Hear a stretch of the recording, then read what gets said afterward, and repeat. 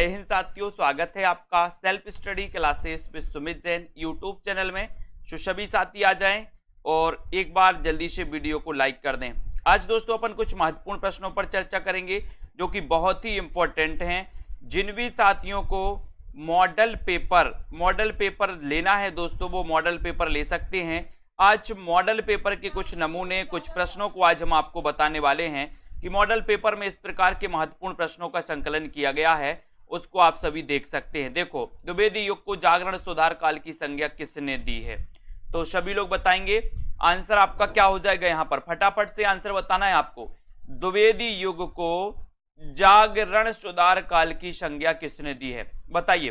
Question है आपके doctor Nagendra ने, आचार्य शुक्ल ने, नामवर सेन ने, राम कुमार वर्मा ने। फटाफट बताएं। द्विवेदी युग को जागरण सुधार काल की संज्ञा किसने दी है? ये क्वेश्चन आपसे पूछा गया है तो आपको बताना ही है और सभी लोग आंसर बताएं फटाक से। राइट आंसर आपका जा रहा है कि सर जागरण सुधार काल की जो संज्ञा दी है वो दी है डॉक्टर नगेंद्र ने, यानी कि आपका जो एक नंबर है वो बिल्कुल सही है। ठीक है, एक नंबर, बहुत बढ़िया। अगला क्वेश्चन देखो, कौन हिंदी को गवारू बोली कहते हैं? बहुत बढ़िया क्वेश्चन। हिंदी को गवारू बोली कौन कहते हैं? हिंदी को गवारू बोली कौन कहते हैं, ये आपका क्वेश्चन है, आपको चयन करना है तो फटाक से बताइएगा। हिंदी को गवारू बोली किसने कहा है? तो देखते हैं कौन कौन सही बता रहा है। फटाफट से आंसर बताइए प्रश्न क्रमांक 2 का आंसर। और प्रश्न क्रमांक 2 में आप लोगों ने बताया कि सर हिंदी को गवारू बोली जो कहने वाले हैं वो है सर सैयद अहमद खां। सर सैयद अहमद खां, यानी कि आपका जो एक नंबर है वो बिल्कुल सही है। सर सैयद अहमद खां आपका राइट आंसर हो जाएगा। ठीक है, एक नंबर आपका सही हो जाएगा। कविता संवर्धनी सभा के संस्थापक कौन थे? कविता संवर्धनी सभा के संस्थापक कौन थे, ये आपको बताना है प्रश्न क्रमांक 3 में आपको चयन करना है। सभी लोग बताएं, कविता संवर्धनी सभा के संस्थापक कौन थे? 3 नंबर का आंसर आपको चयन करना है और 3 में आपका सीधा आंसर जा रहा है कि सर कविता संवर्धनी सभा के जो संस्थापक थे वो संस्थापक थे कौन कौन थे? बताएं जल्दी से। आपका राइट आंसर चला जाएगा भारतेंदु। क्या है सही आंसर? कि सर कविता संवर्धनी सभा के जो संस्थापक थे वो थे भारतेंदु जी। ये नंबर आपका बिल्कुल सही हो जाएगा। वेरी गुड आंसर, बहुत बढ़िया। उत्तर भक्तमाल के रचनाकार कौन है? प्रश्न क्रमांक 4, उत्तर भक्तमाल के रचनाकार कौन है, इसका आंसर आपको चयन करना है। सभी लोग बताएं, उत्तर भक्तमाल के रचनाकार कौन है, ये आपका प्रश्न है। इसका आंसर आपको चयन करना है और सीधा सीधा आंसर आपका जा रहा है कि सर उत्तर भक्तमाल अगर आप पूछ रहे हो तो ये उत्तर भक्तमाल के जो रचनाकार हैं बताएं। सभी का आंसर आ गया कि सर उत्तर भक्तमाल ये भारतेंदु जी की रचना है। भक्तमाल किसकी रचना है? भक्तमाल के रचनाकार नाभादास हैं। ठीक है, और नवभक्तमाल राधाचरण गोस्वामी। ठीक है, नवभक्तमाल राधाचरण गोस्वामी। उत्तर भक्तमाल भारतेंदु जी, भक्तमाल नाभादास। ठीक है, वेरी गुड, बहुत बढ़िया। रामस्वरूप चतुर्वेदी ने रासो शब्द की उत्पत्ति किससे मानी है? बहुत अच्छा क्वेश्चन। प्रश्न क्रमांक 5 में आपको बताना है रामस्वरूप चतुर्वेदी ने रासो शब्द की उत्पत्ति किससे मानी है? किससे मानी है? सभी लोग बताएंगे। प्रश्न क्रमांक आपका 5 है। 5 का राइट आंसर आपको चयन करना है। 5 का सही आंसर क्या हो जाएगा? रामस्वरूप चतुर्वेदी ने रासो शब्द की उत्पत्ति किससे मानी है? प्रश्न क्रमांक आपका 5 है और 5 में सीधा आंसर देखते हैं कौन कौन सही बता रहा है इस प्रश्न को। 5 में रामस्वरूप चतुर्वेदी का पूछा है, गलत कर जाएंगे बहुत सारे लोग। कुरैशी जी बिल्कुल सही बता रहे हैं, बहुत बढ़िया। और बहुत सारे लोगों ने डी लगा दिया। यही गड़बड़ होता है आप लोगों के साथ। आपको पता है कि रामस्वरूप चतुर्वेदी ने राउस से माना है। राउस से दोस्तों रासो शब्द की उत्पत्ति मानी है। यहां पर आपका उत्तर है 1 नंबर, राउस से रासो शब्द की उत्पत्ति मानने वाले कौन है? रामस्वरूप चतुर्वेदी। ठीक है, बहुत बढ़िया। कृषक क्रंदन एक किसकी रचना है? प्रश्न क्रमांक 6। कृषक क्रंदन की रचनाकार कौन है? गया प्रसाद शुक्ल स्नेही, निर्मल वर्मा, हरिऔध या फिर कृष्णाशोपति। प्रश्न क्रमांक आपका 6 है। 6 का आंसर आपको बताना है। कृषक क्रंदन किसकी रचना है? ये सभी लोग बताएं। कृषक क्रंदन की रचनाकार कौन है? इसका आंसर बताना है। और प्रश्न क्रमांक 6 में आपका उत्तर हो जाएगा कि सर कृषक का क्रंदन गया। कृषक का क्रंदन अब गया। गया तो गया प्रसाद शुक्ल स्नेही, यानी कि आपका 1 नंबर बिल्कुल सही हो जाएगा। कृषक का क्रंदन गया, गया से क्या बनेगा? गया प्रसाद शुक्ल स्नेही। ठीक है, ये नंबर आपका राइट आंसर। Very good. प्रेम राज्य काव्य के लेखक कौन है? प्रेम राज्य काव्य के लेखक कौन है? इसका आंसर आपको बताना है। प्रेम राज्य काव्य के लेखक कौन माने जाते हैं? प्रश्न क्रमांक 7 में आपको चयन करना है। प्रेम राज्य काव्य के लेखक कौन है? प्रश्न क्रमांक 7, और बढ़िया प्रश्न है दोस्तों। कौन है? प्रेम राज्य किसकी रचना है? ये बताना है। बताइए, प्रेम राज्य किसकी रचना है? क्वेश्चन थोड़ी सी दोस्तों डिफरेंट अलग होंगे, लेकिन बढ़िया क्वेश्चन। प्रेम राज्य की रचनाकार कौन है? और आपका सीधा आंसर जा रहा है कि सर प्रेम राज्य जो काव्य है, ये काव्य जयशंकर प्रसाद का। ठीक है, प्रेम राज्य की जय, प्रेम राज्य की जय, यानी ये नंबर आपका सही है। ये नंबर, वेरी गुड, बहुत बढ़िया आंसर। अगला क्वेश्चन देखो, अवध का किसान कवि किसे कहा जाता है? अवध का किसान कवि किसे कहा जाता है? अवध का किसान कवि किसे कहा जाता है? त्रिलोचन, मुक्तिबोध अज्ञेय या फिर नाथुराम शर्मा शंकर को? अवध का किसान कवि किसे कहा जाता है? बढ़िया क्वेश्चन है। प्रश्न क्रमांक 8 में आपको चयन करना है। बताएं, अवध का किसान कवि किसे कहा जाता है 8 नंबर में? और 8 नंबर में आपका सही आंसर है कि सर अवध का किसान कवि पूछा है, तो अवध के किसान कवि के पास कितने लोचन हैं? त्रिलोचन है, 3 लोचन है। ये नंबर आपका त्रिलोचन बिल्कुल सही हो जाएगा। ये नंबर आपका बिल्कुल सही आंसर, बहुत बढ़िया। अगले क्वेश्चन की ओर हम बढ़ेंगे दोस्तों। विकलांग श्रद्धा का दौर ये किसकी रचना है? आपको बताना है। विकलांग श्रद्धा का दौर ये किसकी रचना है? क्वेश्चन अच्छा है, बहुत अच्छे से पढ़ देना। विकलांग श्रद्धा का दौर ये रचना किसकी मानी जाती है? कृष्णाशोपति की। बताइए, यशपाल, हरिशंकर परसाई या फिर धूमिल? विकलांग श्रद्धा का दौर ये रचना के लेखक कौन है? ये प्रश्न क्रमांक 9 में आपको बताना है। और विकलांग श्रद्धा का दौर यानी कि हरिशंकर परसाई।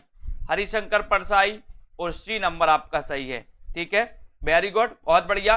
प्रगतिशील साहित्य के मानदंड, इसके लेखक कौन है? प्रगतिशील साहित्य के मानदंड के लेखक कौन माने जाते हैं? जल्दी से बताओ। प्रगतिशील साहित्य के मानदंड के रचनाकार कौन है?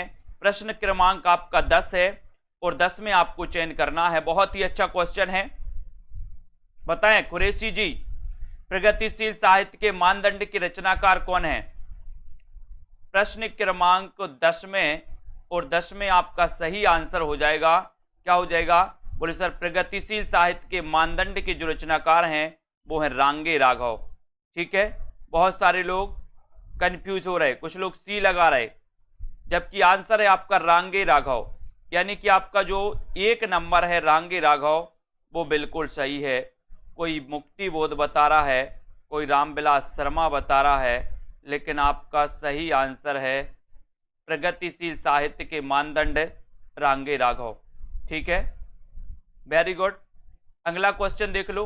हिंदी भाषा की बोलियों के वर्गीकरण के आधार पर छत्तीसगढ़ी बोली बताना है। छत्तीसगढ़ी बोली है पूर्वी हिंदी, पश्चिमी हिंदी, पहाड़ी हिंदी या फिर राजस्थानी हिंदी। हिंदी भाषा की बोलियों के वर्गीकरण के आधार पर छत्तीसगढ़ी बोली बताना है। छत्तीसगढ़ी बोली है तो क्या है? ये दोस्तों आपके मॉडल पेपर से ही उठाया है मैंने। मॉडल पेपर जो आपके लिए जूनियर टेट के लिए बनाया है, उन्हीं जूनियर टेट के मॉडल पेपर से आपके लिए ये प्रश्न उठा करके लेकर आए हैं। ठीक है। तो यहां पर हिंदी भाषा की बोलियों के वर्गीकरण के आधार पर छत्तीसगढ़ी आपको मानी, अपन ने पढ़ा है अब छत्तीसगढ़ी, अब छत्तीसगढ़ी यानी कि पूर्वी हिंदी, ठीक है। ये नंबर आपका बिल्कुल सही हो जाएगा, ठीक है, वेरी गुड। किसके भक्तिपरक गीतों का संकलन अभंग के नाम से जाना जाता है? किसके भक्तिपरक गीतों का संकलन अभंग के नाम से जाना जाता है? ये आपको बताना है। नामदेव के, सहजोबाई, कबीर या फिर दादू दयाल के? कई बार मैंने ट्रिक से याद करवाया इस क्वेश्चन को। किसके भक्तिपरक गीतों का संकलन अभंग के नाम से जाना जाता है? ये आपको बताना है। और उत्तर प्रश्न क्रमांक 12 में आपका सही आंसर हो जाएगा नामदेव। नामदेव के भक्तिपरक गीतों का जो संकलन है वो अभंग के नाम से जाना जाता है, यानी कि ये नंबर आपका बिल्कुल सही है, ठीक है, वेरी गुड। महादेवी वर्मा की बौद्ध दर्शन से प्रभावित रचना कौन सी है? प्रश्न क्रमांक 13, महादेवी वर्मा की बौद्ध दर्शन से प्रभावित रचना कौन सी है? ये आपको चयन करनी है। बताते जाएं फटाफट से, क्या हो जाएगा सही आंसर? महादेवी वर्मा जी जिनका जन्म हुआ था 1907 को, और इनकी बौद्ध दर्शन से प्रभावित जो रचना है वो रचना कौन सी है, ये आपसे पूछा गया और आपका उत्तर है डी नंबर, यानी कि रश्मि। रश्मि यानी डी नंबर आपका बिल्कुल सही है, ठीक है, D right answer, very good. बौद्ध दर्शन से प्रभावित रचना कौन सी है? रश्मि, डी नंबर। पा ध्वनि का उच्चारण स्थान आपको बताना है। पा ध्वनि का उच्चारण स्थान कौन सा है? दंत, ओष्ठ, मूर्धन्य, मूर्धन्य या फिर कंठ? पा ध्वनि का उच्चारण स्थान क्या है? ये आपके लिए क्वेश्चन दिया गया है। जिन भी साथियों को जूनियर सुपर टेट के टॉप 2000 प्रश्नों की दोस्तों क्या करना है? प्रैक्टिस करनी है। टॉप 2000 क्वेश्चन, टॉप 2000 क्वेश्चन के 20 टेस्ट बनाए गए हैं, जिनको भी करना है अभी आप लोगों के लिए ऑफर है, ठीक है। आप लोग कहें तो और अच्छा ऑफर आप लोगों के लिए दे देंगे, जितने भी हमारे साथी हैं। सिर्फ आप बताएं कि सर हमें प्रैक्टिस करनी है, तो आप लोग बता सकते हैं। पा ध्वनि का उच्चारण स्थान है 14 का आंसर, और 14 में आपका राइट आंसर जा रहा है ओष्ठ है। ओष्ठ यानी कि बी नंबर आपका सही है, ओष्ठ आपका राइट आंसर है। शशांक शब्द का पर्यायवाची शब्द क्या है? शशांक शब्द का पर्यायवाची शब्द क्या है? ये आपको बताना है प्रश्न क्रमांक 15 में।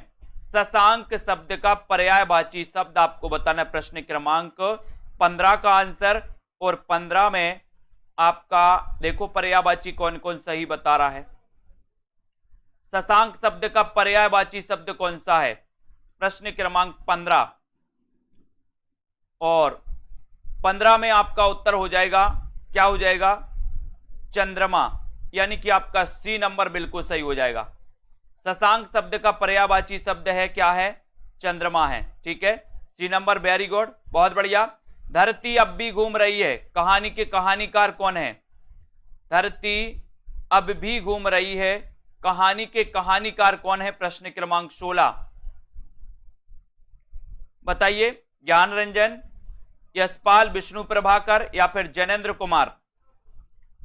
धरती अब भी घूम रही है, इसके कहानीकार कौन है?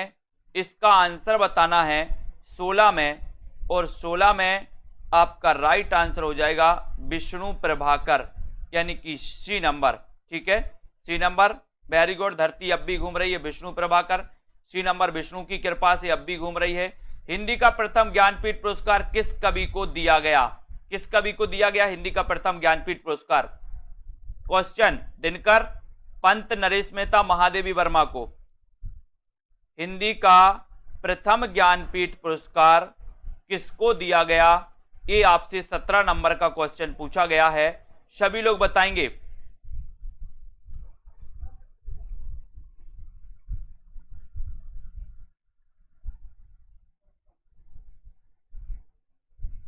हिंदी का प्रथम ज्ञानपीठ पुरस्कार किस कवि को दिया गया? प्रश्न क्रमांक 17 में, और 17 का आंसर है आपका सुमित्रानंदन पंत को। और किस रचना के लिए दिया गया? चिदंबरा के लिए दिया गया, ठीक है, चिदंबरा, बी नंबर आपका चिदंबरा बिल्कुल सही है, वेरी गुड। सुजान विनोद के रचनाकार कौन है? बताइए। सुजान विनोद, सुजान विनोद किसकी रचना है? घनानंद की, कबीर, देव या फिर पद्माकर की। देखो बहुत सारे लोग गलत बताएंगे। अब सुजान विनोद के रचनाकार कौन है? सुजान विनोद के रचनाकार कौन है? प्रश्न क्रमांक 18 में आपको चयन करना है। और देखो घनानंद बता दिया कमला ठाकुर जी ने, और बताओ अजय शर्मा जी ने घनानंद लिख दिया, और बताओ, और बता दिया रोहित कुमार जी ने घनानंद, कालिंदी जी ने घनानंद बता दिया, बहुत बढ़िया। और बता दो घनानंद कौन कौन बता रहे हैं, बहुत बढ़िया। यही तो गड़बड़ होता है, पुलिस सर बन रहा था लेकिन गलत करके आ गए। मैंने याद करवाया था सुजान को विनोद देव, विनोद देव अपन ने याद किया था, सुजान को विनोद देव, तो देव से क्या हो जाएगा, देव कवि की रचना है, यानी सी आपका बिल्कुल सही होगा। ठीक है। आधुनिक काल के गोरखनाथ किसे कहा जाता है? आधुनिक काल के गोरखनाथ किसे कहा जाता है? बताइए। आधुनिक काल के गोरखनाथ नागार्जुन, सूर्यकांत त्रिपाठी निराला, दिनकर या फिर महादेवी वर्मा? हाँ, सुजान सागर घनानंद की है। वेरी गुड कुरैशी जी।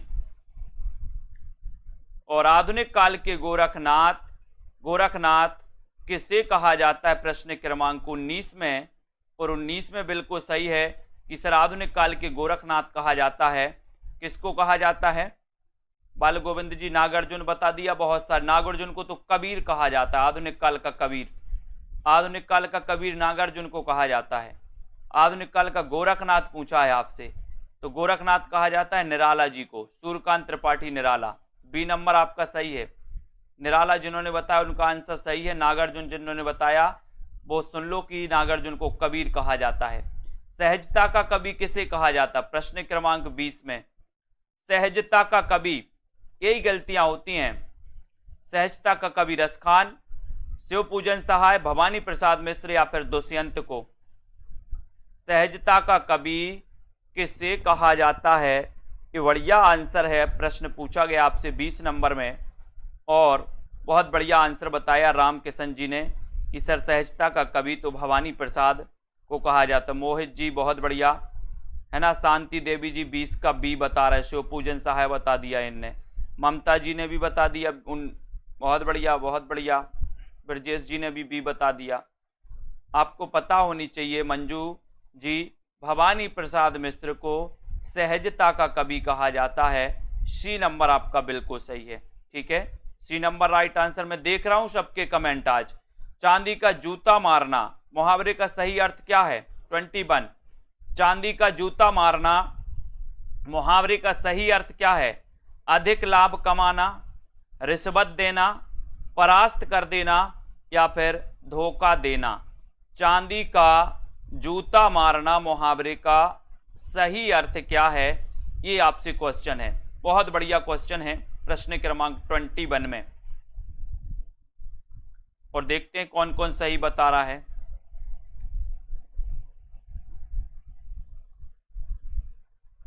बहुत बढ़िया, लगभग अधिकांश लोगों ने सही बताया है। लगभग अधिकांश क्या, सभी लोगों ने सही बताया है। और रिश्वत देना यानी कि चांदी का जूता मारना, B number right answer. Neha Rai ji ने बस ये बता दिया, आरती वर्मा ने ये बताया, बी है बी, रिश्वत देना, बी नंबर सही। प्रैक्टिस करिए इनकी। आख्यायिका शैली का प्रथम मौलिक उपन्यास कौन सा है? फिर गलत करेंगे आप लोग। आख्यायिका शैली का प्रथम मौलिक उपन्यास कौन सा है? प्रश्न क्रमांक 22 में बताइए, आख्यायिका शैली का प्रथम मौलिक उपन्यास कौन सा है? प्रश्न क्रमांक 22 में बताइए। 22 का राइट आंसर आख्यायिका शैली का बताना है प्रथम उपन्यास कौन सा है। और आपका राइट आंसर चला गया कि सर आख्यायिका शैली की बात करते हो तो उपन्यास है श्यामा स्वप्न। ये नंबर आपका राइट आंसर, वेरी गुड, ये नंबर बहुत बढ़िया आंसर। उतना वह सूरज है रचना के लेखक कौन है? उतना वह सूरज है रचना के लेखक कौन माने जाते हैं? बताइए, उतना वह सूरज है ये रचना के जो लेखक हैं वो लेखक कौन हैं? श्यामा स्वप्न ठाकुर जगमोहन, वेरी गुड कुरैशी जी। 23 का आंसर आपको बताना है और 23 में आपका आंसर चला जा रहा है कि सर उतना वह सूरज है। ये जो रचना है ये रचना है भारत भूषण अग्रवाल की। सी नंबर आपका बिल्कुल सही। अपने क्वेश्चन गिनते जाओ कितने गलत कर रहे हैं आप लोग। Bharat Bhushan Agarwal, very good. जिस छंद के पहले 4 चरणों में रोला और बाद में दोस्तों ये 2 चरण में उल्लाला होता है, उसमें 24-28 मात्राओं के योग से 52 मात्राएं होती हैं, उस छंद का नाम आपको बताना है। पहले 4 चरणों में रोला और बाद में दोस्तों बताना है आपको 2 चरण में उल्लाला होता है, उसमें 24-28 मात्राओं के योग से 52 मात्राएं होती हैं। वो छंद कौन सा है? हरि गीतिका, गीतिका, कुंडलियां या फिर छप्पय? 24 का आंसर। बहुत अच्छा क्वेश्चन है। 24 में 24 का आपको चयन करना है और बहुत बढ़िया आंसर आया सभी लोगों का कि सर जो है 24-28 की मात्राओं के योग से 52 मात्राएं होती हैं, तो वो होता है छप्पय छंद। छप्पय छंद। एक और क्वेश्चन, छप्पयों का राजा किसे कहा जाता है? छप्पयों का राजा किसे कहा जाता है? एक और क्वेश्चन बताना प्रवीण ओझा जी। ये छप्पय हरि गीतिका में 52 मात्राएं नहीं होती हैं। हरि गीतिका में ये छप्पय यानी कि डी नंबर आपका छप्पय सही है। सारंग का पर्यायवाची शब्द कौन सा है? सारंग का पर्यायवाची शब्द कौन सा है? नमक, सारथी, मोर या फिर घोड़ा? सारंग का पर्यायवाची शब्द आपको बताना है। प्रश्न क्रमांक 25 में बताएं। और छप्पयों का राजा चंद बरदाई को कहा जाता, बिल्कुल सही है, ठीक है। और सारंग का जो पर्यायवाची शब्द है वो पर्यायवाची शब्द है दोस्तों क्या? मोर। क्या है? मोर। यानी आपका उत्तर सी नंबर जो है, सी नंबर आपका बिल्कुल सही है, ठीक है। C number right answer. Nimbarkacharya का दार्शनिक मत है, तो निम्बार्काचार्य का दार्शनिक मत क्या है? द्वैताद्वैतवाद, शुद्धाद्वैतवाद, अद्वैतवाद या फिर द्वैतवाद? तो आपको पता है दोस्तों शुद्धाद्वैतवाद के तो वल्लभाचार्य माने जाते हैं, है ना। अद्वैतवाद के तो शंकराचार्य माने जाते हैं, ठीक है। और द्वैतवाद के माने जाते हैं मध्वाचार्य। तो द्वैताद्वैत यानी देत थक गए, तो निम्बार्काचार्य, और इसको शनक संप्रदाय भी कहा जाता है। शनक, ये क्वेश्चन आता है शनक संप्रदाय के कौन है? तो शनक संप्रदाय के कौन है? निम्बार्काचार्य, ठीक है। ये नंबर आपका सही है। हिंदी में पहली बार 12 मासा का वर्णन किस रासो ग्रंथ में हुआ है? पहली बार 12 मासा का वर्णन किस रासो ग्रंथ में हुआ है? परमाल रासो में, खुमार रासो, बीसल देव रासो या फिर हमीर रासो में? चयन करना है आपको। हिंदी में पहली बार 12 मासा वर्णन किस रासो ग्रंथ में हुआ है? प्रश्न क्रमांक 27 में आपको चयन करना है और 27 का आंसर आपका चला जाएगा। क्या चला जाएगा कि सर पहली बार 12 मासा का जो वर्णन हुआ है वो हुआ बीसल देव रासो। ये रचना श्रृंगारिक रचना है और इसके रचनाकार कौन है? नरपति नाल, ठीक है। ये अजमेर के शासक से संबंधित रचना है। सी नंबर आपका सही है। अनाथ का विलोम शब्द क्या है? अनाथ का विलोम शब्द आपको बताना है 28 में। अनाथ का विलोम क्या हो जाएगा? धनी, सनाथ, निर्धन या फिर बेकार? अनाथ का विलोम बताना है आपको। देखते हैं कौन कौन सही बता रहा है, और लगभग अधिकांश लोगों ने सही बता दिया कि सर अनाथ का विलोम होता है सनाथ। अनाथ का विलोम क्या होता है? सनाथ, ठीक है। यानी कि आपका बी नंबर आपका सही है। यहां पर बी नंबर सही है ममता जी 28 का, वेरी गुड, बहुत बढ़िया। मूल गोसाई चरित्र के रचनाकार कौन है? मूल गोसाई चरित्र के रचनाकार कौन है? 29। मूल गोसाई चरित्र के रचनाकार कौन है? आपसे पूछा गया है 29 का क्वेश्चन। और 29 में आपको बताना है क्या है मूल गोसाई चरित्र के रचनाकार।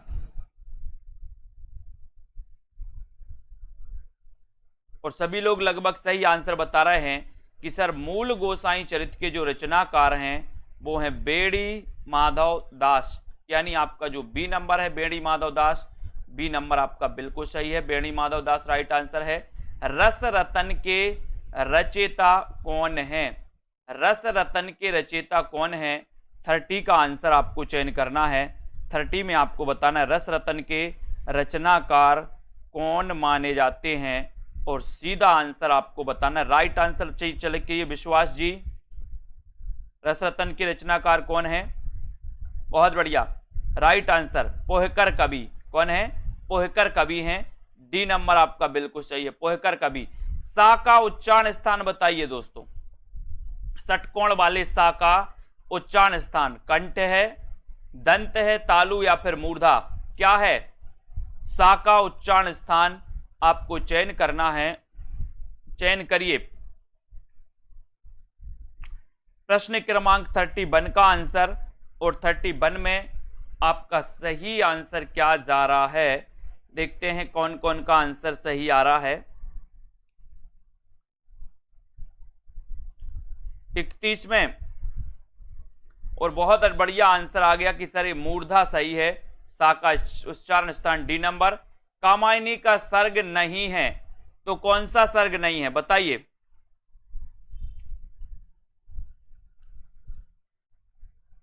(32) का आंसर, कामायनी का कौन सा सर्ग नहीं है।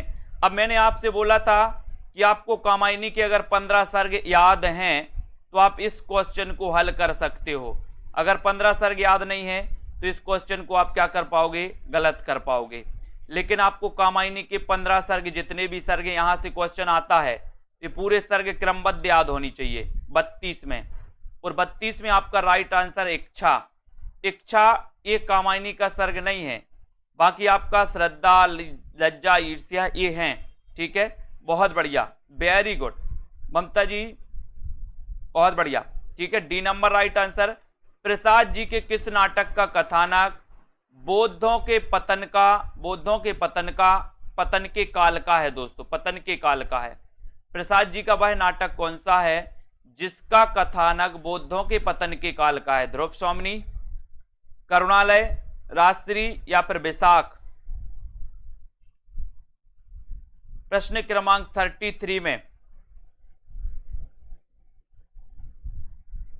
और सही आंसर जा रहा है 33 का।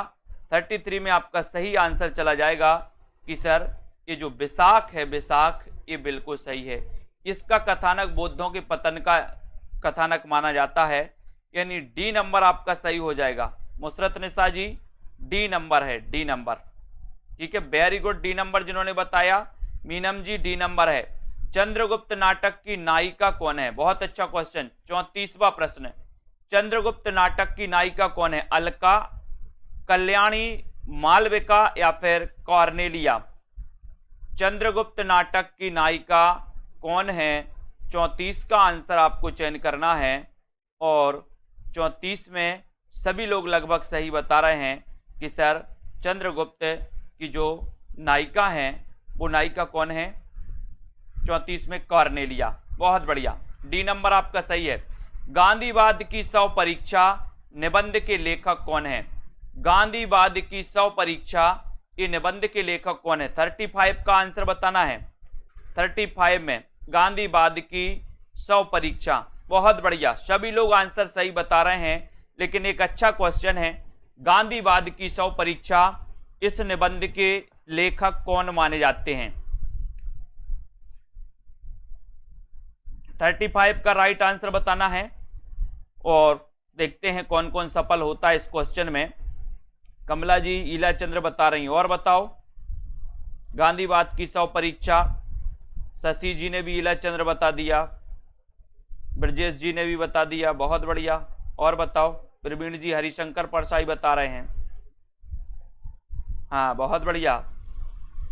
रामकिशन जी ने बता दिया है कि सर ये जो है ये यशपाल का है, गांधीवाद की 100 परीक्षा निबंध के रचनाकार हैं यशपाल, यानी डी नंबर आपका यशपाल बिल्कुल सही है। डी नंबर वालों का राइट आंसर, वेरी गुड।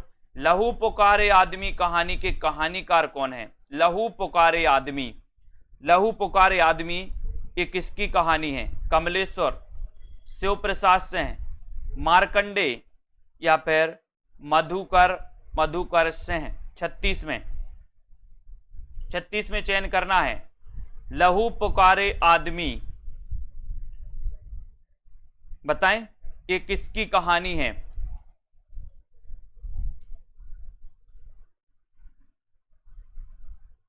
अर्चना पाल जी ए बता रही हैं, मंजू जी सी बता रही हैं, भाभी शिक्षिका सी बता रही हैं 36 का।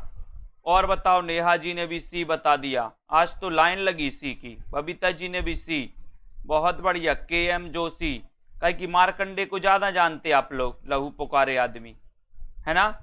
और जिन्होंने मधुकर बताया है, मधुकर, उनका आंसर सही है। लहू पुकारे आदमी ये मधुकर सिंह की रचना है। किसकी है? मधुकर सिंह की कहानी है।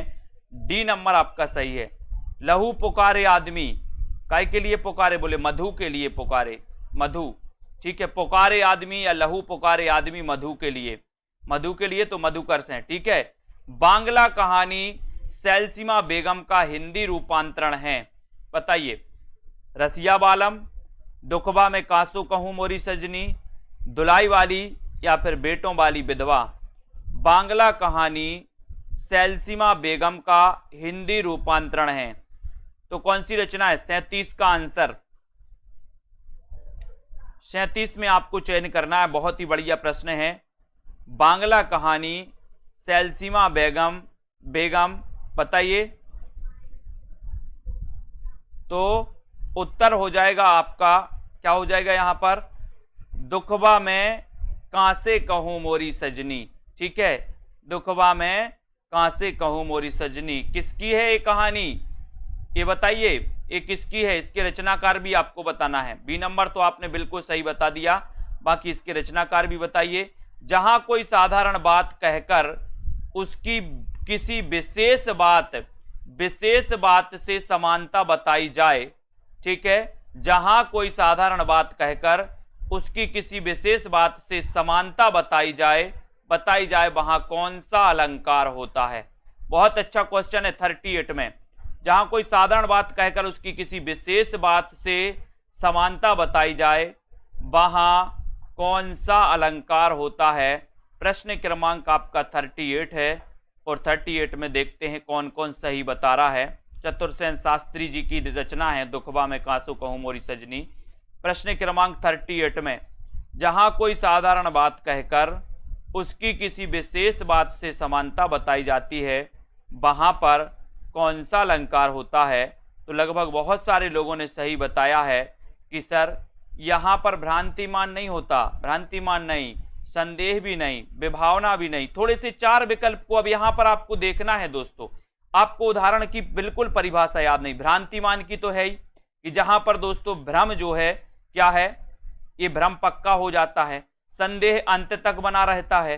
विभावना में दोस्तों क्या होता है? विभावना में विभावना और विशेषोक्ति एक दूसरे के विपरीत होते हैं। और जहां कोई साधारण बात कहकर उसकी किसी विशेष बात से, तो उदाहरण जैसे अपन बोलते ना, है ना, क्या एक गाना है ना, वो वाला कौन सा गाना है?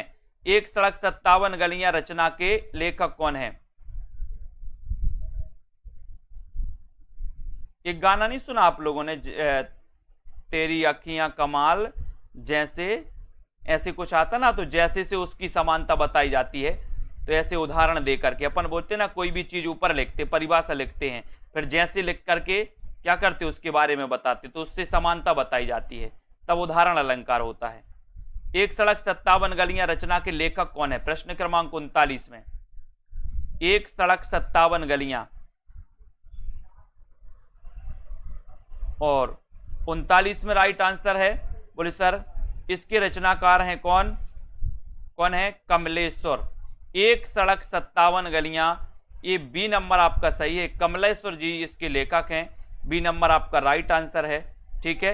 यहां पर देखो, बट वृक्ष की छाया में जीवन साहित्य के लेखक कौन है? बट वृक्ष की छाया में, बहुत अच्छा। जीवनी साहित्य, इसके रचनाकार कौन है? 40 में बताना है। बट वृक्ष की छाया में, बट वृक्ष की छाया में जीवनी साहित्य के लेखक कौन हैं? ये 40 नंबर का प्रश्न है और 40 में आपका सीधा आंसर जा रहा है कि सर बट वृक्ष की छाया में ये जीवनी के रचनाकार हैं कौन है? कुमुद नागर। ठीक है, सी नंबर बिल्कुल सही, बहुत बढ़िया। गालिब छूटी शराब आत्मकथा के लेखक कौन है? गालिब छूटी शराब किसकी आत्मकथा है? बनेगा आप लोगों से। गालिब छूटी शराब, ठीक है, गालिब छूटी शराब मैंने कई बार आपको बताया है कि मैं बता दे रहा हूं आज और कि जो पति क्या होते हैं, शराब पीते हैं, जो पति शराब पीते हैं उनकी पत्नियों को कालिया बन जाना चाहिए। क्या बनना है? कालिया। एक बार क्या हुआ कि एक पति शराब पीता था तो उसकी पत्नी बहुत परेशान थी, बहुत परेशान थी। उसकी पत्नी ने भी एक बार क्या किया, वो भी एक बोतल लेके आई और बीच बाजार में सड़क पे खड़े होके फिर उसने भी पी। उस दिन का दिन है कि उस व्यक्ति ने फिर शराब नहीं पी। तो बोले सर गालिब छूटी शराब, कैसे छूटी शराब? अरे बोले पत्नी कालिया बन गई थी। क्या बन गई थी? पत्नी कालिया बन गई थी। तो रविंद्र कालिया, ये नंबर आपका बिल्कुल सही है। ठीक है, कालिया बन जाना अपन को भी। पिंजरे में मैना आत्मकथा की लेखिका कौन है? पिंजरे में मैना आत्मकथा की लेखिका कौन है? राजी सेठ, मन्नू भंडारी, चंद्रकिरण सोनरिक्शा या फिर शिवानी? पिंजरे में मैना, बोले हम पिंजरे में मैना को लेकर के कहां जाएंगे? रिक्शा पर जाएंगे, रिक्शा पर। रिक्शा, पिंजरे में मैना रिक्शा यानी सोन रिक्शा। सी नंबर सही है, सोन रिक्शा। ठीक है, सोन रिक्शा राइट आंसर हो जाएगा। बहुत बढ़िया। बेदिन बेलोग रेखा चित्र के लेखक कौन है? बेदिन बेलोग, डॉक्टर नगेंद्र, महेंद्र भटनागर, शिवपूजन सहाय, सेठ गोविंद दास। बेदिन बेलोग रेखा चित्र के रचनाकार कौन है? बहुत बढ़िया क्वेश्चन ये है दोस्तों। 43 का आंसर आपसे पूछा गया। ये क्वेश्चन पूछा गया था पिछली बार, शायद टीजीटी या पीजीटी में पूछा गया था 43 में। और 43 में आपका सभी को पता होगा कि बेदिन बेलोग शिवपूजन सहाय। ठीक है, सी नंबर आपका सही है, शिवपूजन सहाय। Very good. वाक्यम रसात्मकम काव्यम, ये कथन किस ग्रंथ का है दोस्तों? वाक्यम रसात्मकम काव्यम, रसात्मकम काव्यम, ये बताना है आपको। सभी लोग बताएंगे ये कथन किसका है, किस ग्रंथ से लिया गया है। और यहां पर 44 का आंसर, 44 में सीधा आंसर आपका जा रहा है कि सर ये जो वाक्यम रसात्मकम काव्यम है, देखते हैं कौन कौन सही बता रहा। 44 में बहुत सही, 44 में ये लगा दिया पूनम जी ने। और बताओ, और ये लगा दिया मोहित जी ने। बहुत बढ़िया। ब्रजेश जी ने भी ये लगा दिया, मीनम जी ने ये लगा दिया, है ना। बहुत बढ़िया। श्याम लता जी पांडे ने भी ये लगा दिया। बहुत बढ़िया, धन्यवाद। ये वाले अन्नापूर्णा मिश्रा जी ने भी लगा दिया। बहुत बढ़िया, है ना। शूरमणि दुबे आपने भी लगा दिया। ये वाले साथियों को बहुत बहुत धन्यवाद। ऐसे ही करो आप लोग। ये परिभाषा किसने दी थी? विश्वनाथ ने, है ना। रसात्मकम वाक्यम काव्यो, विश्वनाथ का ग्रंथ कौन सा है? साहित्य दर्पण। कौन सा है? साहित्य दर्पण। ठीक है, तो इसी नंबर आपका सही हो जाएगा। ये नाट्यशास्त्र तो भरत मुनि का, भरत मुनि ने थोड़ी दी परिभाषा, ये विश्वनाथ ने दी थी। ये साहित्य दर्पण से ली गई। करुण रस के स्थायी भाव का नाम क्या है? करुण रस के स्थायी भाव का नाम क्या है? 45। करुण रस के स्थायी भाव का नाम क्या है? क्रोध, शोक, निर्वेद या फिर इनमें से कोई नहीं। करुण रस के स्थायी भाव का नाम क्या है? ये आपको बताना है 45 का। 45 में आपको, और सरल है कि सर करुण रस का स्थायी भाव जो है शोक है। वेरी गुड, बी नंबर आपका बिल्कुल सही है। ठीक है, ठेस शब्द है संकर, तत्सम, तद्भव या फिर देशज। ठेस कैसा शब्द है? ठेस कैसा शब्द है? संकर शब्द है, तत्सम है, तद्भव है या फिर देशज है? प्रश्न क्रमांक आपका 46 है और 46 में आपने सही बताया है कि सर जो ठेस शब्द है ये ठेस शब्द है देशज। कैसा शब्द है ये? देशज शब्द है। डी नंबर आपका बिल्कुल सही हो जाएगा। ठीक है, वेरी गुड। मुहावरा किस भाषा का शब्द है बाल गोविंद जी? मुहावरा बताना है, मुहावरा किस भाषा का शब्द है? बहुत अच्छा क्वेश्चन है। 47 नंबर। अपन मुहावरे पढ़ते तो हैं लेकिन मुहावरा किस भाषा का शब्द है ये भी अपन को पता होनी चाहिए। 47 में 47 का आंसर चयन करिए। मुहावरा किस भाषा का शब्द है ये आपको बताना है। 47 का आंसर, और 47 में आपका सही जा रहा है कि सर जो मुहावरा है ये अरबी भाषा का शब्द है। किस भाषा का शब्द है? अरबी। अरबी का है बाल गोविंद जी, अरबी यानी बी नंबर। ठीक है, अरबी का शब्द है मुहावरा, बी नंबर आपका सही हो जाएगा। 47 में उर्दू किस भाषा का शब्द है? उर्दू, प्रश्न क्रमांक 48। उर्दू किस भाषा का शब्द है? तुर्की, फारसी, अरबी या फिर संस्कृत? उर्दू किस भाषा का शब्द है? प्रश्न क्रमांक 48 में बहुत अच्छा क्वेश्चन पूछा गया है। उर्दू किस भाषा का शब्द है ये पूछा गया, और आपका शायद जो क्वेश्चन है वो जा रहा है तुर्की। बहुत बढ़िया राम किशन जी। उर्दू किस भाषा का शब्द है? तो ये तुर्की भाषा का शब्द है। ये नंबर आपका बिल्कुल सही है, वेरी गुड, बहुत बढ़िया। हिंदी शब्द है, बताइए हिंदी किस भाषा का शब्द है? उर्दू भाषा का, अरबी भाषा का, अवधी भाषा का या फिर फारसी भाषा का? बहुत अच्छा क्वेश्चन है। प्रश्न क्रमांक 49 का आंसर 49 में बताइए। उर्दू तुर्की भाषा का है, हिंदी बताना है। हिंदी किस भाषा का शब्द है? हिंदी किस भाषा का शब्द है ये आपको चयन करना है।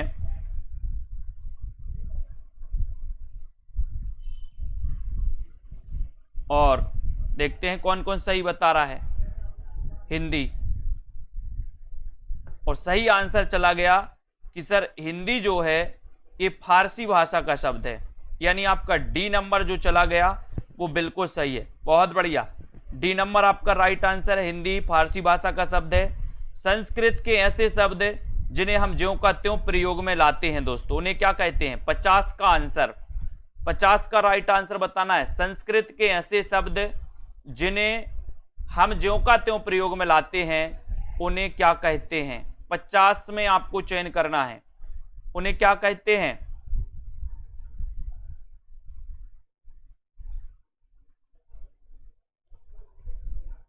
और संस्कृत के ऐसे शब्द जिन्हें हम ज्यों का त्यों प्रयोग में लाते हैं प्रश्न क्रमांक 50 में, उन्हें कहते हैं हम तत्सम शब्द। ठीक है, नील कमल में उत्तर पद कमल, और बताना है आपको कमल क्या है?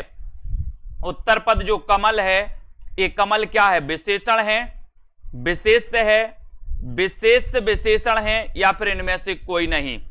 नील कमल, नील कमल में कौन सा समास होता है? कर्मधारय समास। ठीक है, लेकिन आपको बताना है कि उत्तर पद जो कमल है वो क्या है, बताएं, फटाक से बताएं 51 का आंसर। और 51 में सभी लोग बताएंगे। 51 का राइट आंसर देखो बहुत सारे लोग सी बता रहे हैं। मोहित जी ने सी बता दिया। और बताओ क्या बता रहे हैं कौन कौन? और बहुत सारे लोगों ने बिल्कुल सही आंसर बताया है कि सर जो कमल है ये कमल विशेष है, और जो नील है वो क्या है? विशेषण है।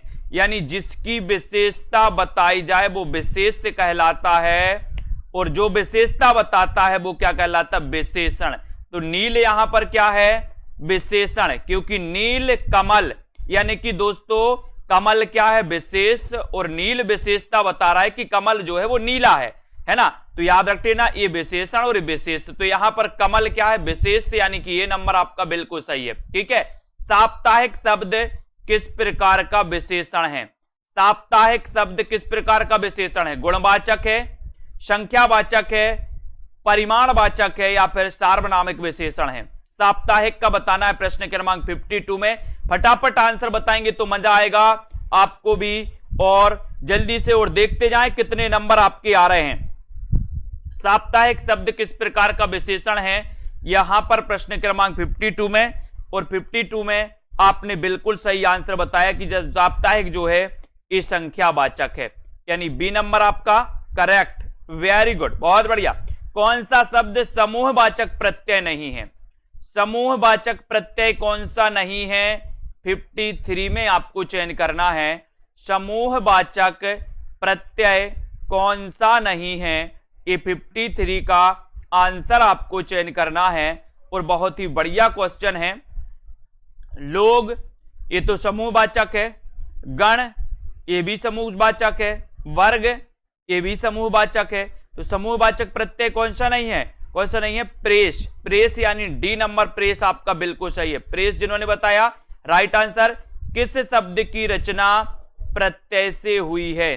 किस शब्द की रचना प्रत्यय से हुई है? 54 का आंसर किस शब्द की रचना प्रत्यय से हुई है? कुसुम, चप्पल, लिखावट या फिर सुमन, यानी कि 54 का आंसर आपको चयन करना है। प्रत्यय से किसकी रचना हुई है आपको चयन करना है, बताइए अंकित गुप्ता जी। तो अधिकांश लोग 54 में चयन कर रहे हैं सर, सी नंबर लगा दो। वेरी गुड, लगा दिया सी नंबर, लिखावट, ठीक है, सी नंबर सही, वेरी गुड। आचार्य भरत ने कितने अलंकारों का उल्लेख किया है? बहुत अच्छा क्वेश्चन है। आचार्य भरत ने कितने अलंकारों का उल्लेख किया है 55 में? प्रश्न क्रमांक 55 में आपको चयन करना है कि आचार्य भरत ने कितने अलंकारों का उल्लेख किया है। और अधिकांश लोग बता रहे हैं, कौन कौन सही बता रहे हैं? हर्षिता जी बताइए कितने प्रकार के? 8 बता दिया सूर्यमणि जी ने, और बताओ। 8 बता रहे हैं, और कौन? सुषमा जी, और बता दो, और बता दो। कल्पना जी ने भी 8 बता दिया। वेरी गुड, बहुत बढ़िया। डी नंबर वालों के लिए बहुत बहुत धन्यवाद। 2 भी नहीं, 6 भी नहीं, 8 भी नहीं, कितने? 4। भरत ने, आचार्य भरत ने या भरत मुनि ने 4 अलंकारों का उल्लेख किया है। कितने अलंकारों का? 4 अलंकारों का। 8 रस, रस 8, ये 8 के चक्कर में आपने गड़बड़ कर दिया, रस के चक्कर में गड़बड़ कर दिया प्रश्न डी वालों ने, क्योंकि भरत मुनि ने 8 रस माने और 4 अलंकार, यही होता है गड़बड़। पूछा अलंकार था, बता दिया रस, बहुत बढ़िया। 8 रस 4 अलंकार, ठीक है। अनुप्रास अलंकार के कितने भेद हैं? 56 का आंसर आपको बताना है। अनुप्रास अलंकार के कितने भेद हैं आपको बताना है। राइट आंसर 5, 3, 4 या फिर 2। अनुप्रास अलंकार आपने पढ़ा है, तरण, तनुजा, तट, तमाल, तरुवर, बहुछाए। बोले कौन सा अलंकार है? अनुप्रास। अब अनुप्रास के कितने भेद होते हैं बताइए? 5 होते, 3, 4 या फिर 2 होते हैं। 56 का आंसर कितने होते हैं? राइट आंसर चला गया 5। अनुप्रास अलंकार के कितने भेद हैं? 5 भेद हैं। 5 भेद, ये नंबर बिल्कुल सही, वेरी गुड। जब किसी अत्यंत प्रशंसा के लिए कोई बात बहुत चढ़ाई, प्रशंसा है दोस्तों, जब किसी अत्यंत प्रशंसा के लिए कोई बात बहुत बड़ा चढ़ाकर कही जाती है, तब वहां पर कौन सा अलंकार होता है? जब किसी अत्यंत यानी कि अति वाली प्रशंसा के लिए कोई बात बड़ा चढ़ाकर कही जाती है, तब वहां पर कौन सा अलंकार होता है? अतिशयोक्ति। अतिशयोक्ति देखो कैसा लिखा जाता है, ये अतिशयोक्ति सही है। कभी कभी ये वाक्य शुद्धि में भी, ये शब्द शुद्धि में भी आता है दोस्तों, तो आप लोग क्या करते हो? आधा सा लगा के योक्ति कर देते हो। ये अतिशयोक्ति, ये वाला गलत है। अतिशयोक्ति पूरा सा आता है, इसको याद रख लेना। तो आपका उत्तर ए नंबर बिल्कुल सही, अतिशयोक्ति राइट आंसर, वेरी गुड। कौन सा अर्थालंकार है? अर्थालंकार कौन सा है? 58 में आपको अर्थालंकार और शब्दालंकार पता होनी चाहिए दोस्तों। मैं जो महत्वपूर्ण चीजें मैं बता रहा हूं वो पूरे आपको याद होनी चाहिए। शब्दालंकार के अंतर्गत कौन कौन आते हैं, अर्थालंकार के अंतर्गत कौन कौन आते हैं, क्वेश्चन पूछा जाता है। यहां पर आपसे अर्थालंकार पूछा गया है, तो अर्थालंकार कौन सा होता है? प्रश्न क्रमांक 58 में आपको चयन करना है अर्थालंकार के अंतर्गत कौन सा आता है। तो बहुत सारे लोगों ने, है ना, रेखा जी बी बता रही है, नहीं, अनुप्रास भी नहीं, श्लेष भी नहीं। अर्थालंकार के अंतर्गत आता उपमा। याद कर लेना अब इसको। बहुत सारे लोगों ने गलत बताया है, कोई ये बता रहा है, कोई बी बता रहा है, याद रख लेना। लेकिन बहुत सारे लोगों ने उपमा ही बताया है। डी नंबर आपका सही है। लेकिन आपको ये याद होनी चाहिए कि अर्थालंकार के अंतर्गत कौन आते हैं और शब्दालंकार के अंतर्गत कौन आते हैं। अतनु का पर्यायवाची शब्द क्या है? अतनु का ईश्वर, कृष्ण, कामदेव या फिर बसंत। अतनु का पर्यायवाची शब्द आपको चयन करना है। 59 का उत्तर आपको बताना है। राइट आंसर क्या हो जाएगा? अतनु का पर्यायवाची शब्द कौन सा है? सीधा सीधा आंसर आपको बताना है और आंसर आपका जा रहा है, कौन सा जा रहा है? अतनु। अतनु का बताना है। लक्ष्मी भट्ट जी सही बताया लगभग सभी लोगों ने कि सर अतनु तो कामदेव का पर्यायवाची है। C number right, very good. Saraswati का पर्यायवाची क्या है दोस्तों? सरस्वती का पर्यायवाची भारती, शारदा, बाक या फिर उपरोक्त सभी। सरस्वती का पर्यायवाची आपको बताना है प्रश्न क्रमांक 60 में, और लगभग सभी से बनेगा। उपरोक्त सभी आ जाए तो फिर तो आप लोग आओ देखते ना ताओ और सभी लगा के आते हो, तो यहां पर भी वही करोगे। भारती, शारदा, बाक ये पूरे के पूरे सरस्वती के पर्यायवाची हैं, यानी डी नंबर आपका बिल्कुल सही है। Very good. इच्छा का पर्यायवाची शब्द क्या होगा? इच्छा का बताइए। अमीय, हर्ष, आकांक्षा या फिर रश्मि। इच्छा का पर्यायवाची शब्द क्या है? ये प्रश्न आपसे पूछा गया है। बहुत ही अच्छा क्वेश्चन है। प्रश्न क्रमांक आपका 61 है। इच्छा का पर्यायवाची शब्द बताना है और सीधा आंसर आपका जा रहा है कि सर जो इच्छा है, इच्छा का पर्यायवाची है आकांक्षा। क्या है? आकांक्षा। सी नंबर बिल्कुल सही, वेरी गुड। निम्न में से सौदामिनी का पर्यायवाची नहीं है। पर्यायवाची बोले सर पूरे पूरे पर्यायवाचियों की तो बाढ़ आ गई। सौदामिनी का पर्यायवाची कौन सा नहीं है? बिजली, चंचला, क्षण प्रभा या फिर सिलीमुख, यानी कि 62 का आंसर आपको बताना है। सौदामिनी का पर्यायवाची कौन सा नहीं है? नहीं है बताना है। देखते हैं कौन कौन गलत बताता है, क्योंकि सबसे बनेगा इसलिए गलत बताता है, देख रहे हैं हम। ठीक है, तो लगभग सभी लोगों ने आंसर राइट बता दिया है। बहुत बढ़िया, वेरी गुड। लक्ष्मी जी ने बस गलत बता दिया सी नंबर। तो यहां पर आपका सिलीमुख सही है, डी नंबर सही है। खंडहर की आत्माएं के रचनाकार कौन है? खंडहर की आत्मा इसके रचनाकार कौन है? ईलाचंद जोशी, चंद्रधर शर्मा गुलेरी, उदय प्रकाश या फिर मुकुटधर पांडे। प्रश्न क्रमांक 63 में आपको चयन करना है। खंडहर की आत्माएं इसके रचनाकार कौन है? अपन ने कई बार याद करवाया है कि सर खंडहर की जो आत्माएं हैं ये क्या होती हैं? क्या होती हैं? कभी कभी जोश में आ जाती हैं। तो खंडहर की आत्माएं ईलाचंद्र जोशी, यानी एक नंबर आपका बिल्कुल सही है। एक नंबर राइट, एक नंबर वेरी गुड, बहुत बढ़िया। सी बता रही भाभी शिक्षिका जी, गलत। अगला क्वेश्चन, कितना बड़ा झूठ कहानी किसकी है? कितना बड़ा झूठ ये कहानी किसकी है? संजय पाठक जी, प्रश्न क्रमांक 64 में बताना है। आरती वर्मा जी भी सी बता दिया उन्होंने, बहुत सारे लोगों ने सी बता दिया। संतोष कुमार जी भी सी बता रहे, गलत बात। अपन ने पढ़ा था ना खंडहर की आत्माएं जोश में आ जाती हैं, तो जोशी जी है ना। कितना बड़ा झूठ कहानी किसकी है? कितना बड़ा झूठ ये कहानी किसकी है? प्रश्न क्रमांक 64 में, और देखते हैं कौन सही बता पाता है। बताइए, मुकनत जी ने ये बता दिया, सुषमा जी सी बता रही हैं, अंकित जी सी बता रहे हैं, अर्चिता जी भी सी बता रही हैं। लेकिन जिन्होंने सही बताया है उनमें नंबर आता है पूजा सोनकर जी का। ठीक है, बहुत बढ़िया। मोहित जी का, रेखा जी का, उषा प्रियंवदा, बी नंबर सही है। ठीक है, उषा प्रियंवदा की रचना कितना बड़ा झूठ, उषा प्रियंवदा। ठीक है, वेरी गुड। कोठरी की बात कहानी के रचनाकार कौन है? कोठरी की बात, अब बताओ कोठरी की बात कैसी रहनी चाहिए? एक भी गलत हो गया तो सोच लेना। कोठरी की बात कोठरी की बात किसकी कहानी है कुरैशी जी?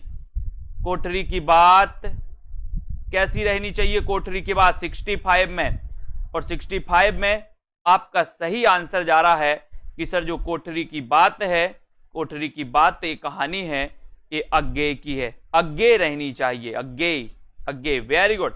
याद हो कि ना याद हो, संस्मरण के रचनाकार कौन है? याद हो कि ना याद हो, ये संस्मरण के रचनाकार कौन है? एक क्वेश्चन आपसे पूछा गया प्रश्न क्रमांक 66 में। और याद हो कि ना याद हो, अपन ने पढ़ा है दोस्तों, आपने घातक फिल्म देखी होगी, घातक, घातक फिल्म देखी कि नहीं देखी? देखी है। उसमें क्या बोलते हैं? काशीनाथ तुम्हें याद हो कि ना याद हो, है ना, आज से तुम मेरी गिरफ्त में काम करोगे, काशीनाथ याद हो कि ना याद हो। ठीक है, ये काशीनाथ सिंह जी का संस्मरण है। बी नंबर आपका बिल्कुल सही, वेरी गुड।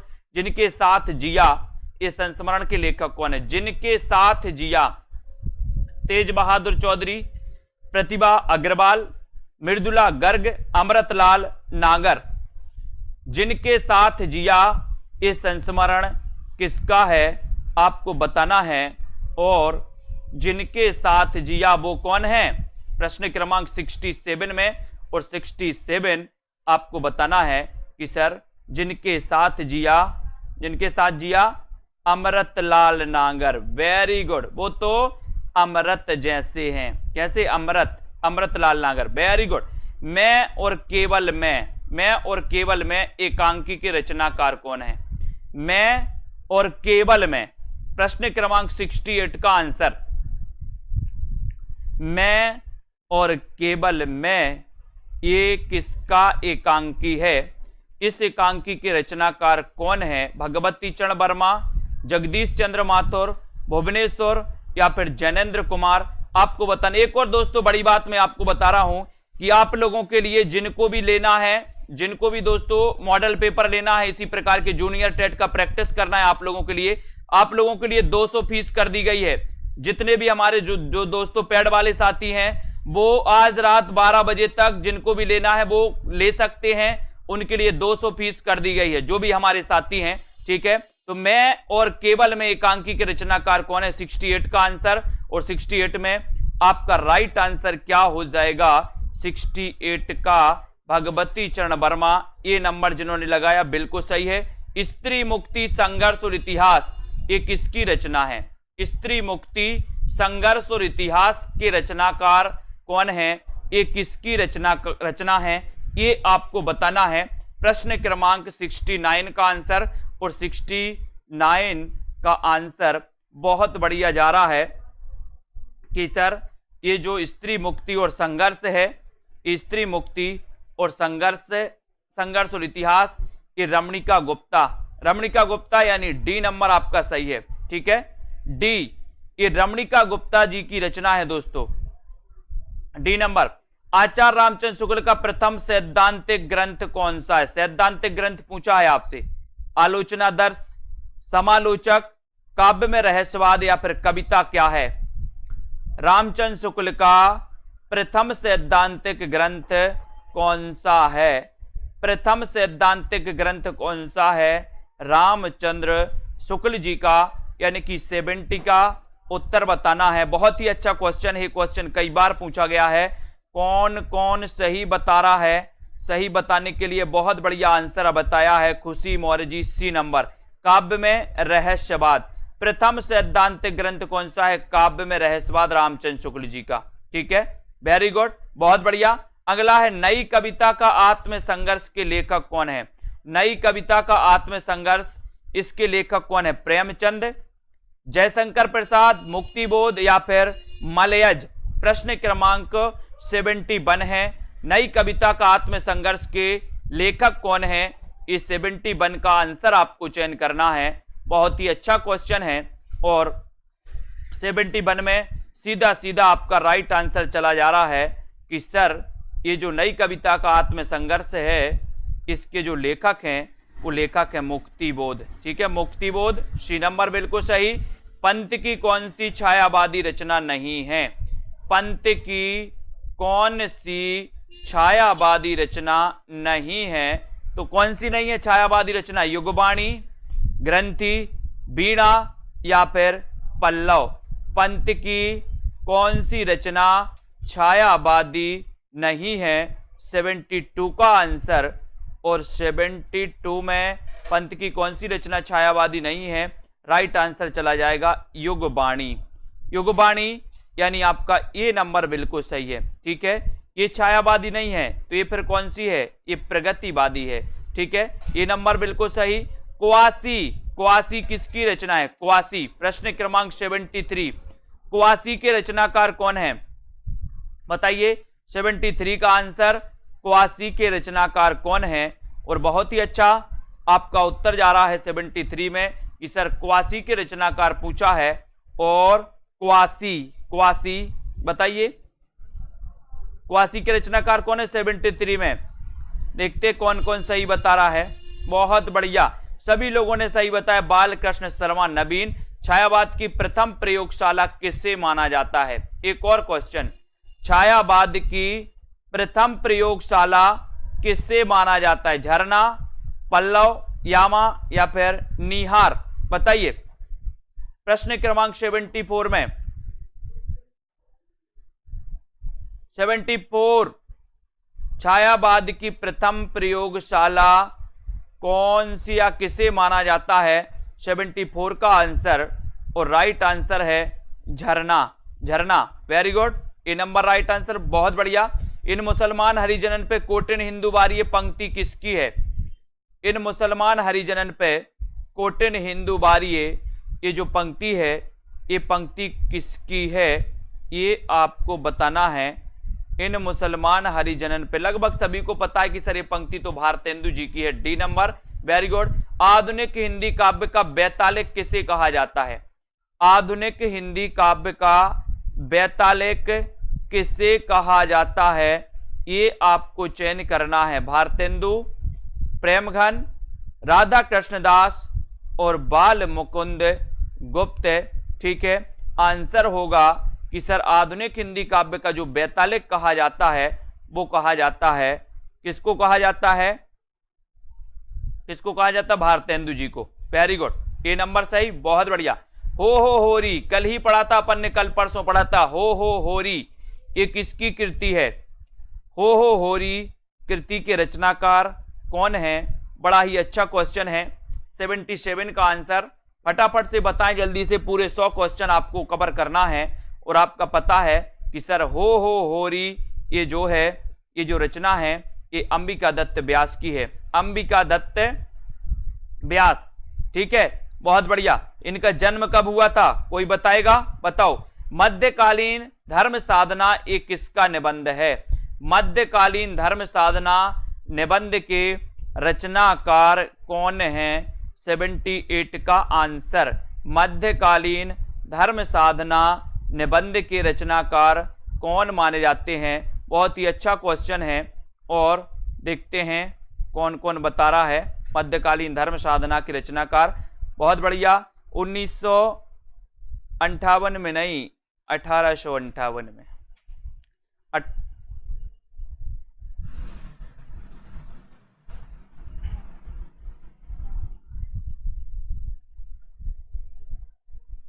तो यहां पर राइट आंसर क्या हो जाएगा? हजारी प्रसाद द्विवेदी। सी नंबर सही है, वेरी गुड। भूत के पांव किसकी व्यंग्य रचना है? भूत के पांव, भूत के पांव ये किसकी रचना मानी जाती है? 79 में। और 79 का उत्तर बताना है। और भूत के पांव ये जो रचना है दोस्तों ये हरिशंकर परसाई जी की है। ठीक है, बी नंबर आपका सही, वेरी गुड आंसर। किस प्रकार के निबंधों में बुद्धि तत्व प्रमुख होता है? किस प्रकार के निबंधों में बुद्धि तत्व प्रमुख होता है? भावात्मक, वर्णात्मक, विवरणात्मक या फिर विचारात्मक? किस प्रकार के निबंधों में बुद्धि तत्व प्रमुख होता है? आपको चयन करना है और प्रश्न क्रमांक 80 का उत्तर बताना है। बहुत ही अच्छा क्वेश्चन है दोस्तों। किस प्रकार के निबंधों में बुद्धि तत्व प्रमुख होता है? प्रश्न क्रमांक 80 में। और 80 का राइट आंसर है कि सर विचारात्मक निबंधों में बुद्धि तत्व। मैंने निबंध आपको बहुत अच्छे से पढ़ाया था, विचारात्मक निबंधों में बुद्धि तत्व प्रधान होता है। डी नंबर आपने लगाया, वेरी गुड, बहुत बढ़िया। विचार प्रवाह के रचनाकार कौन है? विचार प्रवाह, ये निबंध है विचार प्रवाह, इसके रचनाकार कौन माने जाते हैं? हजारी प्रसाद, अज्ञे, नागार्जुन, रामधारी सिंह दिनकर। 81 में आपको बताना है। और विचार प्रवाह है, ये निबंध है और इस निबंध की रचनाकार अपन ने पढ़ा था, क्या पढ़ा था कि सर हजारों विचारों का प्रवाह होता है। ठीक है, ये हजारी प्रसाद द्विवेदी, 1 नंबर बिल्कुल सही है। किस विद्वान ने देवनागरी लिपि के स्थान पर रोमन लिपि स्वीकार करने का सुझाव दिया था? किस विद्वान ने दिया था? देवनागरी लिपि के स्थान पर रोमन लिपि स्वीकार करने का सुझाव किसने दिया था? सुनीति कुमार चटर्जी, महात्मा गांधी, काका कालेलकर या फिर विनोबा भावे। 82 का आपका आंसर चला गया कि सर सुनीति कुमार चटर्जी ने लिया था। ये नंबर आपका बिल्कुल सही है। देवनागरी लिपि बताना है कैसी है, वर्णात्मक है, चित्रात्मक है, भावात्मक है या फिर अक्षरात्मक है? देवनागरी लिपि कैसी है? देवनागरी लिपि कैसी लिपि मानी जाती है? देवनागरी लिपि बताइए। 83 का आंसर, और 83 में आपका राइट आंसर चला गया कि सर देवनागरी लिपि जो है ये अक्षरात्मक लिपि मानी जाती है। डी आपका बिल्कुल सही है, अक्षरात्मक लिपि, वेरी गुड, बहुत बढ़िया। रीतिकाल के रीति सिद्ध काव्यधारा के कवि कौन है? रीति सिद्ध काव्यधारा के कवि आपको चयन करना है, आपने पढ़ा है, बिल्कुल सरल क्वेश्चन दोस्तों। रीतिकाल के रीति सिद्ध काव्यधारा के कवि कौन हैं? और प्रश्न क्रमांक 84 में लगभग सभी से आंसर बनेगा। राइट आंसर आपने बताया कि सर भूषण तो रीतिबद्ध हैं, देव भी रीतिबद्ध, केशव भी हैं, आपका उत्तर बिहारी, ये रीति सिद्ध काव्यधारा के कवि हैं। अभिधा उत्तम काव्य है, मध्य लक्षणालीन है ना, ये पंक्ति बताना है आपको, बताइए ये पंक्ति किसकी है? बिहारी, पद्माकर, मतिराम या फिर देव की? अभिधा उत्तम काव्य है, मध्य लक्षणालीन, ये बताइए ये पंक्ति किसकी है? और ये पंक्ति अभिधा उत्तम काव्य है, ये जो पंक्ति है भैया, ये पंक्ति है देव कवि की। किसकी है? देव कवि की। डी नंबर आपका सही है, देव कवि आपका राइट आंसर हो जाएगा। रस रहस्य के रचनाकार कौन है? अच्छा क्वेश्चन, 86 में बताइए, फटाफट से आंसर देते जाएं। आप लोग बिल्कुल सही आंसर बता रहे। देखो भाभी शिक्षिका जी, पद्माकर बता दिया इन्होंने, ये पद्माकर नहीं है, देव कवि की रचना है, अभिधा उत्तम काव्य है। ठीक है, देव। रस रहस्य के रचनाकार कौन है ये आपको बताना है। चिंतामणि, केशवदास, अंकित गुप्ता जी आप क्वेश्चन नहीं लगा रहे भैया, आंसर बताते जाओ। अब कौन कौन मॉडल पेपर लेगा, इसी के चक्कर में आप पड़े हो। रस रहस्य के रचनाकार आपको बताना, इसके रचनाकार कौन है? चिंतामणि, केशवदास, कुलपति मिश्र या फिर मतिराम। 86 में आंसर बताना है और आपका उत्तर हो जाएगा कुलपति मिश्र। सी नंबर आपका सही है, कुलपति मिश्र, ये रस का रहस्य कुलपति। ठीक है। स्वयंभू को हिंदी का प्रथम कवि किसने माना? 87 में स्वयंभू को हिंदी का प्रथम कवि किसने माना है? राम कुमार वर्मा, रामचंद्र शुक्ल, हजारी प्रसाद द्विवेदी, राहुल सांकृत्यायन।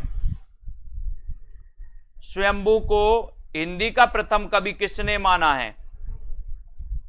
बहुत अच्छा क्वेश्चन है, बनने को तो सभी से बनेगा, लेकिन स्वयंभू को हिंदी का प्रथम कवि मानने वाले जो हैं वो कौन है? राम कुमार वर्मा। ठीक है, ये number right answer, Ram Kumar बिल्कुल सही है, वेरी गुड।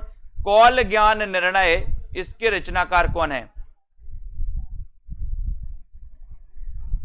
कौल ज्ञान निर्णय के रचनाकार कौन है? गोरखनाथ, जालंधरनाथ, गोपीचंद्र, मत्येंद्रनाथ। कौल ज्ञान निर्णय, इसके रचनाकार कौन है?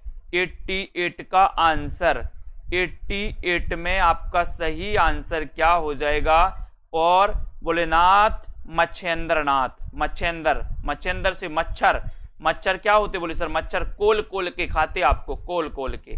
ठीक है, तो मत्स्येंद्रनाथ याद रख लेना। गोरखनाथ नाथ संप्रदाय के प्रवर्तक माने जाते, नाथ पंथ के। पंच पांडव चरितरास के रचनाकार कौन है? पंच पांडव चरितरास, पंच पांडव चरितरास, इसके रचनाकार आपको बताना है। शालिभद्र सूरी, आसगु, नरपतिनाल या फिर दलपति विजय। पंच पांडव चरित रास के रचनाकार कौन माने जाते हैं? ये अच्छा क्वेश्चन है और 89 का उत्तर बताना है। 89 और पंच पांडव चरितरास के जो रचनाकार माने जाते हैं दोस्तों, आपने उत्तर बताया है। बताइए 89 में कौन है? शालिभद्र सूरी, जिन्हें कि गणपति चंद्रगुप्त ने हिंदी का प्रथम कवि माना। ये नंबर बिल्कुल सही है। पुस्तक जल्लड़ हत्य दे चल गज्जन रबकाज। जल्लड़ का आपको बताना है दोस्तों, ये जल्लड़ को कौन सी पुस्तक देने का इसमें वर्णन किया गया है? कौन सी पुस्तक देने का? बीसलदेव रासो, हमीर रासो, पृथ्वीराज रासो या फिर विजयपाल रासो। पुस्तक जल्लड़ हत्य दई चली गज्जन रबकाज। इसमें जल्लड़ के बारे में बताना कि जल्लड़ को कौन सी पुस्तक दिए जाने का वर्णन है। प्रश्न क्रमांक 90 में 90 का उत्तर बताइए और आपका सही आंसर चला गया पृथ्वीराज रासो। ठीक है, बी नंबर पृथ्वीराज रासो हिंदी का प्रथम महाकाव्य। रंग दे बसंती चोला नाटक के रचनाकार कौन है? रंग दे बसंती चोला सुरेंद्र वर्मा, मोहन राकेश, भीष्म साहनी, विनोद रस्तोगी। 91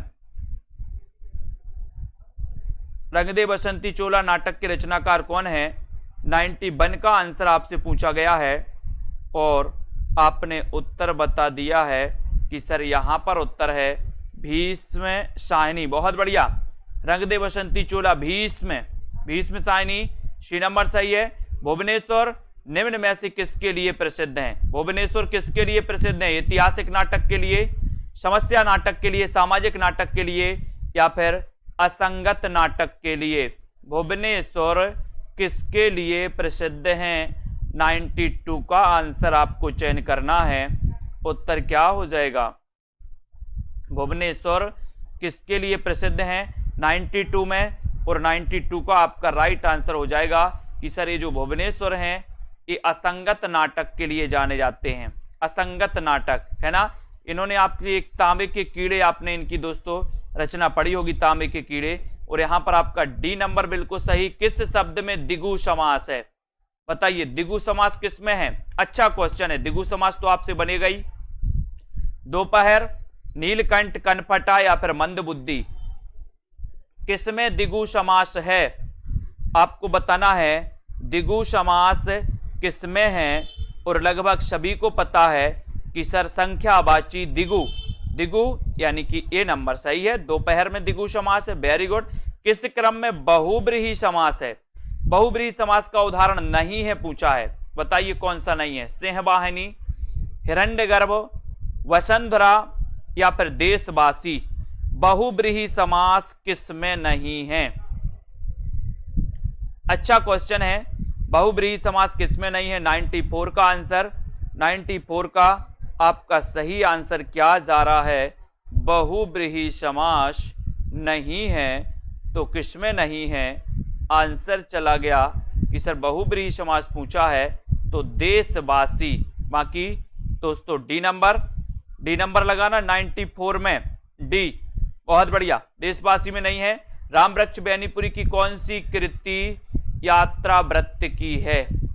कौन सी कृति यात्रा वृत्त की है? सागर की लहरों पर, अप्रवासी की यात्राएं, पैरों में पंख बांधकर या फिर मेरी यूरोप यात्रा। रामवृक्ष बेनीपुरी की कौन सी कृति यात्रा वृत्त संबंधी है? यात्रा वृत्त संबंधी कौन सी कृति है? 95 में। बहुत ही अच्छा क्वेश्चन है और 95 में आपका उत्तर हो जाएगा कि सर रामवृक्ष बेनीपुरी की जो कृति यात्रा वृत्त संबंधी है वो है पैरों में पंख बांधकर, यानी कि आपका सी नंबर पैरों में पंख बांधकर बिल्कुल सही है। उड़ते चलो यात्रा वृत्त के रचनाकार कौन है? उड़ते चलो यात्रा वृत्त के रचनाकार कौन है? भगवत शरण उपाध्याय, सत्यनारायण, रामवृक्ष बेनीपुरी, इनमें से कोई नहीं। उड़ते चलो यात्रा वृत्त के रचनाकार कौन है? 96 का आंसर उड़ते चलो और वृक्ष पर बैठ जाओ। वृक्ष पर तो रामवृक्ष बेनीपुरी सी नंबर आपका सही। Very good. एक स्वाभिमानी अध्यापक के जीवन संघर्ष को कथानक बनाकर लिखा गया उपन्यास कौन सा है? लिखा गया उपन्यास कौन सा है? नदी यशस्वी है, डूबते मस्तूल, यह पथबंधुता या धूमकेतु एक श्रुति। एक स्वाभिमानी अध्यापक के जीवन संघर्ष को कथानक बनाकर लिखा गया उपन्यास कौन सा है? ये 97 का आंसर पूछा गया है और आकांक्षा जी ने बिल्कुल सही बताया कि सर यह पथबंधु था। सी नंबर बिल्कुल सही, बहुत बढ़िया। देहाती दुनिया के लेखक कौन है? 98 का आंसर देहाती दुनिया, निराला, शिवपूजन सहाय, उपेंद्रनाथ तस्क या फिर प्रेमचंद। देहाती दुनिया में क्या होता है? बोले सर शिव की पूजन ही सहाय होती है। देहाती दुनिया में शिव की पूजन ही सहाय होती है, यानी कि आपका उत्तर बी नंबर शिव पूजन सहाय। Very good. तरुण के स्वप्न आत्मकथा के लेखक कौन है? तरुण के स्वप्न ये किसकी आत्मकथा है? 99 का आंसर, और लगभग सभी से पूरा बनना चाहिए। तरुण के स्वप्न आत्मकथा के लेखक कौन है? राइट आंसर है बोले sir Subhash Chandra Bose. B number बिल्कुल सही, बहुत बढ़िया। कहीं ना जाए का कहिए, लेखक कौन है इसके? कहीं ना जाए का कहिए, ये लेखक आपको बताना है, सभी लोग बताएंगे। और जूनियर सुपर टेट का जो मॉडल पेपर है सिर्फ आप लोगों के लिए, पेड वालों के लिए, जितने भी हमारे साथी हैं उनके लिए ये रात 12 बजे तक 200 रुपए कर दिया गया है इसका प्राइस। तो जिनको भी इसमें प्रैक्टिस करना है 200 में 2000 क्वेश्चन इसमें आपके रहेंगे। एक के 100 नंबर के मॉडल पेपर जिसमें व्याकरण और साहित्य दोनों सम्मिलित रहेगा। कहीं ना जाए का कहिए कि लेखक कौन है? प्रश्न क्रमांक 100 में, और आपका उत्तर हो जाएगा भगवती चरण वर्मा। बी नंबर आपका बिल्कुल सही है, ठीक है, बी नंबर राइट आंसर। बहुत बढ़िया, बहुत बहुत धन्यवाद सभी साथियों के लिए। और अध्ययन करते रहें, वीडियो को लाइक करते रहें दोस्तों, और इसी प्रकार से निरंतर आपको अध्ययन करना है, ठीक है। सभी लोग जुटे रहें अपनी तैयारी में, और जो जो आपके दोस्तों बाकी रह गए हैं उनकी तैयारी जरूर करें, ठीक है। और दोस्तों लाइक करें और लगे रहें अध्ययन में, ठीक है। बहुत बढ़िया, जय हिंद।